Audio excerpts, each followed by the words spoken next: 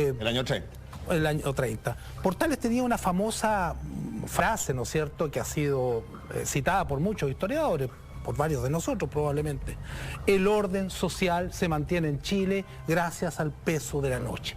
¿Y qué es lo que era el peso de la noche? Según el propio Portales, era esta suerte de sujeción casi automática de la masa a la autoridad. En el fondo, el peso de la noche era la ideología ancestral de sumisión de las masas populares a las jerarquías sociales. Era la ignorancia, el analfabetismo de los sectores populares. Ese desorden? Perdón, déjame terminar la idea.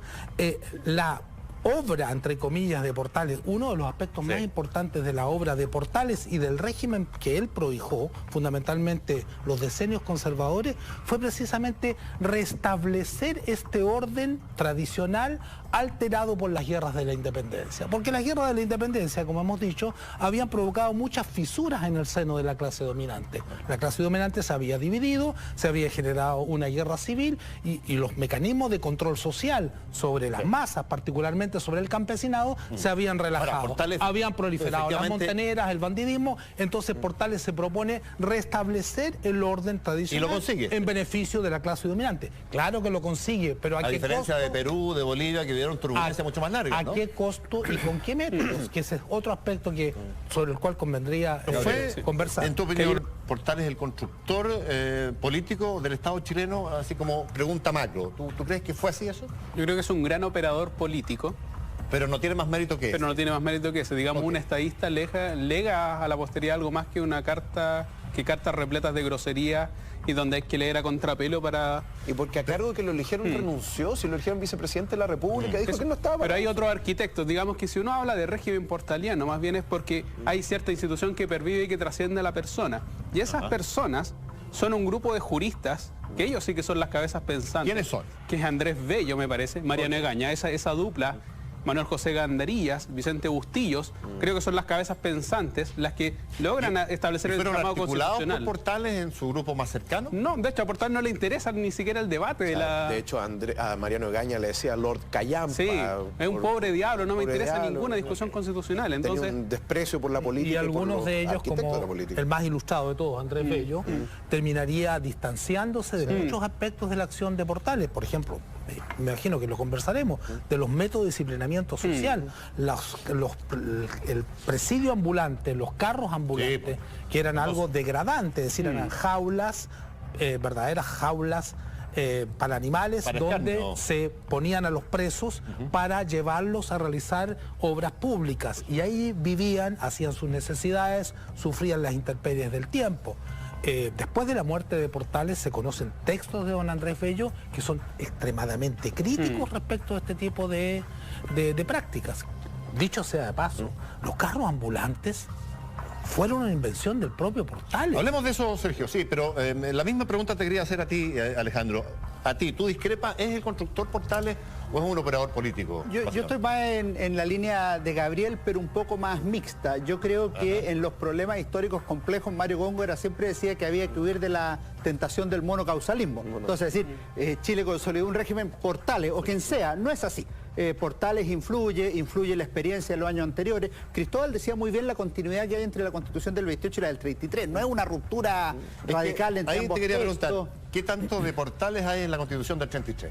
La Constitución del 33 es fundamentalmente de Mariano Egaña. Si uno lee los estudios de Enrique Bram y otros, son bastante claros en ese... Porque se dice del artífice de esa Constitución con el beneplácito de Portales. Con el beneplácito de Portales, pero es una... En términos de figura, esto es como las selecciones nacionales, tienen arqueros, entrenadores, el gobernante era Prieto, estaba Portales, estaba Mariano Egaña, Gandarilla, Rengifo, ciertamente Andrés Bello, que estaba hasta en las reuniones con los diplomáticos. Si tú le agregas algo más, cuando uno ve cuándo se recupera la imagen de Portales, en los primeros años, en este libro que se presentaba el lunes pasado, La memoria portaliana, por ejemplo, dice que al principio...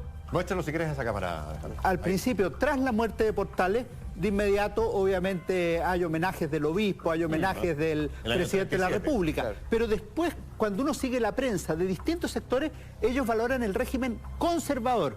Cuando se llega ya a mediados de siglo, empiezan a valorar el régimen portaliano. Entonces se empieza a construir esta memoria portaliana como esta suerte de ícono que ya en la segunda mitad o en el segundo gobierno de Manuel Montt queda bastante graficado porque los sectores políticos lo usan en su favor. Ahora, esa Constitución, Cristóbal, no era Portales entonces. No, para nada. ¿Era Egaña y distaba de Portales o con la venia, como dice Sergio? O sea, a ver, yo antes quería agregar algo más que decía Alejandro. Es tan notable el tema de la memoria Portales que, por ejemplo, el juez instructor de la causa que ve el asesinato Portales, que el juez Álvarez, le escribe una carta a Manuel Montt, que Manuel Montt se dice que es el paladín del régimen portaliano. Mentira, Manuel Montt trabajó un mes con Diego Portales y nunca más, digamos. Y de hecho Portales, o sea, Montt tenía una opinión bastante distante de Portales, fundamentalmente porque lo encontraba inmoral, ¿no? Pero lo encontraba un fantástico arquitecto político. El juez Álvarez le dice a Manuel Montt, es una lástima que haya muerto, pero qué bueno que esté muerto. Porque es como la figura de un padre opresor. Porque Chile jamás habría podido crecer si Portales hubiera seguido vivo, porque no lo habría dejado desarrollarse.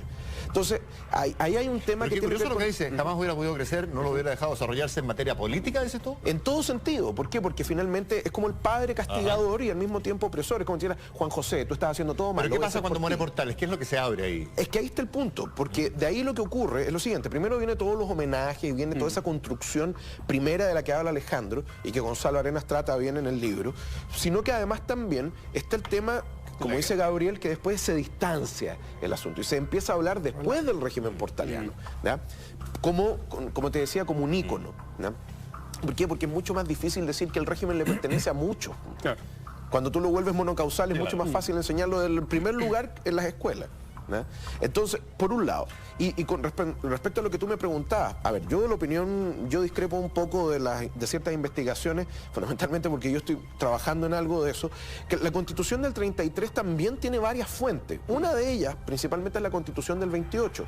Tanto así que tú haces la comparación de los textos, no difieren tanto, casi idénticos. No, pero hay un aspecto en el cual hay una diferencia enorme. La Constitución del 28 intentó establecer una suerte de sufragio semi-universal masculino. Sí, en cambio, la Constitución de 1833 vuelve de la manera más rígida al sufragio censitario. Esto es, el derecho a ser elegidos y a elegir solamente a los hombres mayores de 25 años si fuesen solteros o mayores de 21 años si eran casados. Se suponía que el matrimonio daba luces. Uno más responsable. Que supieran leer y escribir y que pagaran un determinado nivel de impuestos bastante elevados, lo cual excluía a la inmensa mayoría de la población, ni que hablar de las mujeres, por supuesto, que estaban excluidas en todos los países del mundo, pero también a la inmensa mayoría de la población masculina. Y un conjunto de otras disposiciones de la Constitución de 1833 nos mandan a corte. Hicieron de esta Constitución una Constitución centralista, autoritaria, absolutamente oligárquica y excluyente para la mayoría. Funcional Portales de la oligarquía, nos queda eso. Absolutamente. Vamos a hablarlo, vamos a hablar de los métodos de disciplina que hablaba Sergio, que me parece muy interesante también, de la guerra contra la Confederación Perú-Boliviana. También son temas que están en carpeta, que tienen que ver también con Portales. Vamos a la pausa y regresamos al tiro con más en La Cultura Verdadera. No se va.